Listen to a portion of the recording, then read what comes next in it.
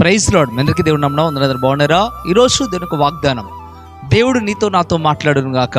చూద్దామా? కీర్తన గ్రంథం 23వ అధ్యాయం 6వ వచనాన్ని మనం చూడగలిగితే దావీదు మహారాజు ఈ రీతిగా మాట్లాడటం ప్రారంభిస్తున్నాడు. ఏమంటున్నాడంటే, చిరకాలము యెహోవా మందిరంలో నేను నివాసము చేసేదను అని చెప్పడం ప్రారంభిస్తూ ఉన్నాడు. దావీదు అంటున్న మాట, చిరకాలము నేను దేవుని సన్నిధిలో యెహోవా మందిరంలో నివాసం చేయాలి, నివాసం చేసేదను అని ఒక డిక్లేర్గా చెప్పడం ప్రారంభిస్తూ ఉన్నాడు.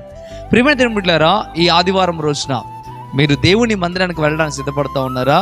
దావీదైతే అంటున్నాడు, చిరకాలము దేవుని మందిరంలో నివాసం చేస్తానని. మీరు ఒకవేళ ఆదివారం కూడా మందిరానికి వెళ్ళకుండా, ప్రార్థన సమయాల్లో ప్రార్థనకు వెళ్ళకుండా ఒకవేళ నిర్లక్ష్యంగా ఉన్నారా? దావీదు కలిగినంత భక్తి మనందరికీ కలిగి ఉండాలి.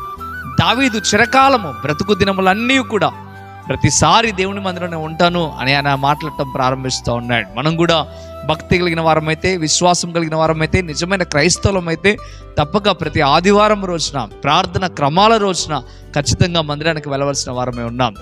దావీదు ప్రతి అవసరంలో దేవుని వైపు దేవుని మందిరం వైపు చూశాడు. మనం కూడా మన ప్రతి అవసరంలో దేవుని వైపు, దేవుని మందిరం వైపు చూడటానికి సిద్ధపడాలి. ఈ రోజున ఒకసారి ఆలోచించండి, అర్థం చేసుకోండి. నిజంగా మనం దేవుని వైపు చూస్తున్నామా? దేవుని మందిరానికి వెళ్ళడానికి సిద్ధపడుతున్నామా? మందిరం యొక్క విలువ మనకు అర్థమవుతా ఉందా? దావీదుకి అర్థమైంది కనుక గొర్రెలు కాసుకునే వాడిని కాస్త దేవుడు మహారాజు స్థానంలో కూర్చోబెట్టాడు.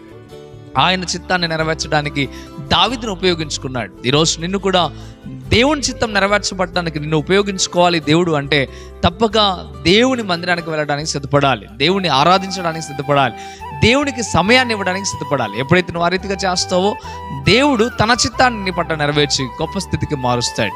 ఉదయకాల సమయంలో తేటగా దేవుడు నీతో మాట్లాడుతూ ఉన్నాడు. ఎక్కడైనా మందిరాన్ని నిర్లక్ష్యం చేయకు, ప్రార్థన నిర్లక్ష్యం చేయకు, దేవుని నిర్లక్ష్యం చేయకు.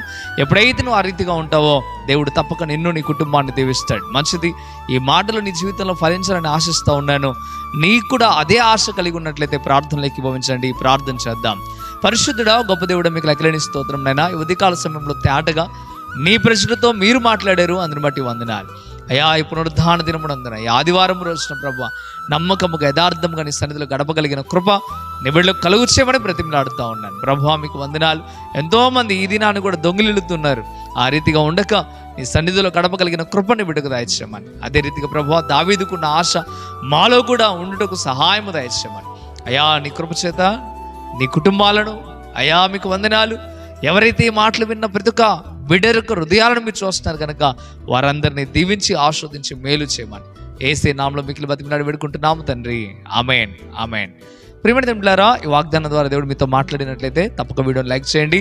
అంతేకాకుండా ఇంతవరకు కృపా TV India YouTube channel subscribe చేసుకోకపోతే ఇక్కడైనా మీరు సబ్స్క్రైబ్ చేయండి. ఈ వాగ్దానాన్ని అనేకులకు మీరు షేర్ చేయడం ద్వారా సువార్త ప్రకటించిన వారు అవుతారు, అనేకులను మీరు బలపరిచిన వారు అవుతారు. ప్రభు మిమ్మలను, మీ కుటుంబాలను దీవించును గాక. ఆమేన్. God bless you.